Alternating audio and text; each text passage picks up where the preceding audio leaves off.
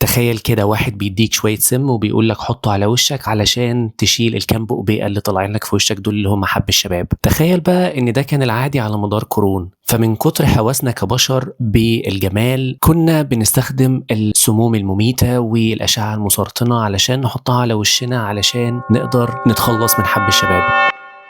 أنا رامي وتعالى أقول لك اللي فيها.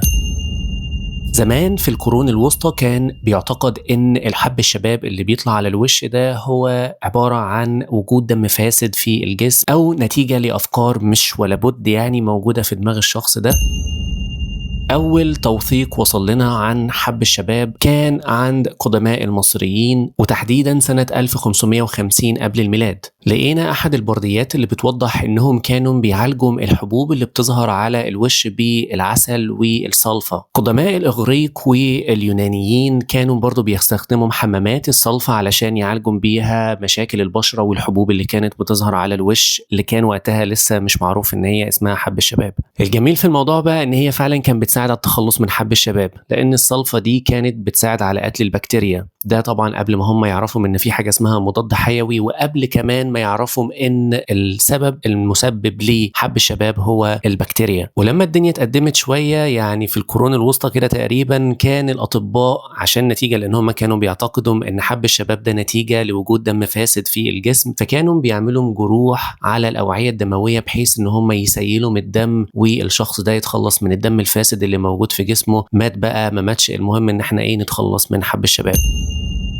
على الجانب الآخر بقى كان الآسيويين بيستخدموا الأعشاب زي الشاي الأخضر والكركم وخشب الصندل في إن هم يعالجوا حب الشباب. نيجي بقى للقرن ال19 وتبدأ المواد الكيميائية تدخل في الطب، وطبعا لأنه ما كانش فيه معايير بتحكم استخدام المواد الكيميائية دي في الطب أو حاجات بتقننه، فكانت بتحصل كوارث. الناس كانت بتستخدم الأرزنك والرصاص اللي هم مواد كيميائية سامة ويبتدوا يحطوها على الوش، وده لأنهم لاحظوا إن هي بتساعد على تقشير الجلد والتخلص من الجلد الميت وغيره، فبالتالي الجلد يبتدي يتجدد ويتخلصوا من المشاكل الموجودة في البشرة. لدرجة ان مستحضرات العناية بالبشرة وكان ممكن تبقى عبارة عن حبوب او غيرها كان بتحتوي على المواد السامة دي، ولكن من كتر هوس الناس في الفترة دي بانهم يحسنوا من جمال الجلد بتاعهم او جمال البشرة بتاعتهم، فكانوا عندهم استعداد ان هم ياكلوا من السموم دي في المقابل ان هم يتخلصوا من المشاكل اللي عندهم في البشرة، او ان المجتمع ما يوصفهمش بان هم عندهم دم فاسد او عندهم افكار قد تكون يعني مش ولا بد.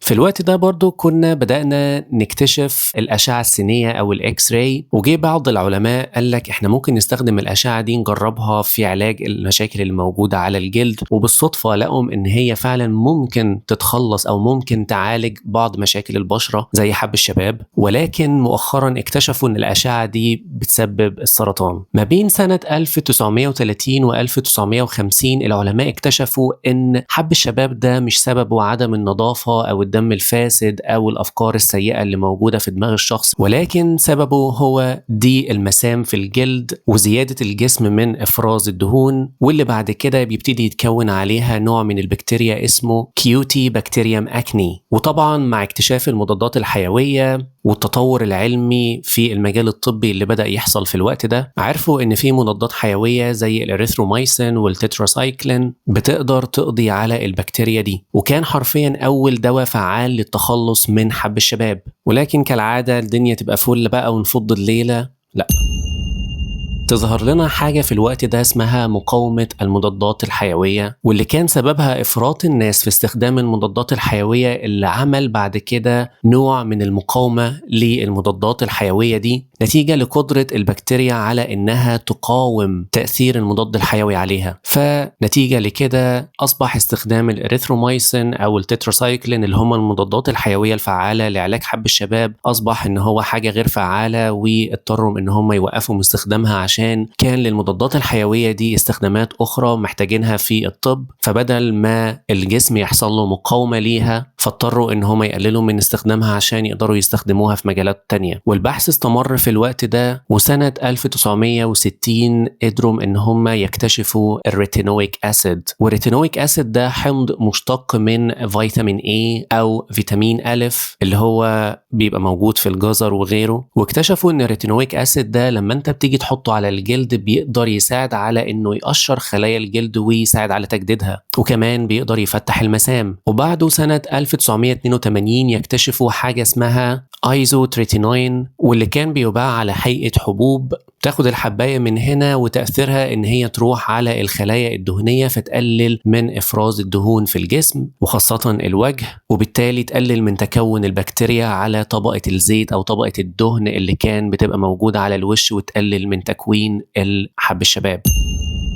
كان بصراحة دواء عبقري، ولكن للأسف كان له آثار جانبية زي إن هو ممكن يعمل اكتئاب وتشوهات خلقية في الجنين. ولكن النهاردة عائلة الريتينويدز دي اللي هو الريتينويك أسيد والريتينال والريتينول وغيرها من المسميات، وهي عبارة عن مشتقات من فيتامين A، أصبحت هي العلاج الأساسي لكتير قوي من مشاكل البشرة وخاصة حب الشباب. بس ليه بقى مؤخرا البيوتي انفلونسرز والسكين كير مش عارف ايه بدأوا من هم يرجعوا يتكلموا تاني عن تأثير الريتينال والريتينول، ولا يا جماعة استخدموا الريتينال بلاش الريتينول، ولا مش عارف الريتينويك أسيد؟ ببساطة تعال أقول لك اللي فيها. الريتينال والريتينول والريتينويك أسيد دول زي ما قلنا عبارة عن مشتقات من فيتامين A اللي هو بيكون موجود في الجزر وغيره. والعلماء لاحظوا ان هم لما بيحطوا المادة دي على الجلد زي ما قلنا قبل كده بتساعد على تقشير الجلد وتجديد الخلايا وتفتيح المسام وغيرها، فبالتالي بتقدر تتخلص من العيوب او مشاكل البشرة وخاصة حاجات زي حب الشباب. الريتينول ده بقى يا سيدي علشان يشتغل لازم يتحول الاول بعد ما تحطه على جلدك، لازم يتحول لريتينال، وبعد كده الريتينال ده يتحول لريتينويك أسيد، وبعد كده الريتينويك أسيد ده يبتدي يعمل مفعوله على الجلد ان هو يجدد خلايا البشرة وغيرها. فجي واحد قال لك بدل ما الف اللفة دي كلها، طب ما انا ادي للعيان الريتينال على طول عشان يبقى قدامه خطوة واحدة بس علشان يتحفز يتحول لريتينويك أسيد بدل ما الف اللفة الطويلة دي كلها. وبالفعل لقوا ان التركيبة دي او المركب ده بدأ ان هو يعمل تأثير اسرع واقوى كمان على الجلد. فجي واحد بقى اذكى بقى قال لك طب ما انا بدل ما انا اديله بقى ولا ريتينول ولا ريتينال، طب ما انا اديله على طول المركب الفعال على طول اللي هو الريتينويك اسيد واحطه على الجلد. ولكن الامور ما مشيتش بسهوله كده، واصبح ان هو لقوا ان هو بيعمل التهابات شديده على الجلد واثار جانبيه كتير، فرجعوا تاني للخطوه اللي قبلها اللي هي الريتينال، واللي عليه الترند الايام دي كلها ان هو يا جماعه خدوا الريتينال وبيحسن البشره وغيره. وكانت النتيجه بعد ما قارنوا الريتينول اللي هو المركب الضعيف خالص الريتينال اللي هو المركب المتوسط، لقوا انه الريتينول اللي هو المركب الضعيف النتيجة بتاعته او التأثير بتاعه بيظهر بعد 8 ل 12 اسبوع، في حين انه الريتينال تأثيره بيظهر بعد 4 ل 6 اسابيع. بالتالي انت بتدي مادة اقوى وتأثيرها فعال بشكل اكبر بكتير، وفي نفس الوقت بيكون تأثيرها اسرع. والاحسن من كده كمان انه الاثار الجانبية بتاعته تعتبر اقل من الريتينويك اسيد اللي هو المادة الفعالة. فانت او انتي لو وصلتوا لهنا واستخدمتوا قبل كده الريتينال قولولي لو كلام الانفلونسرز ده صح ولا اشتغالة. ولو اول مرة تشوفني اعمل لايك وسبسكرايب عشان اقولك اللي فيها. سلام.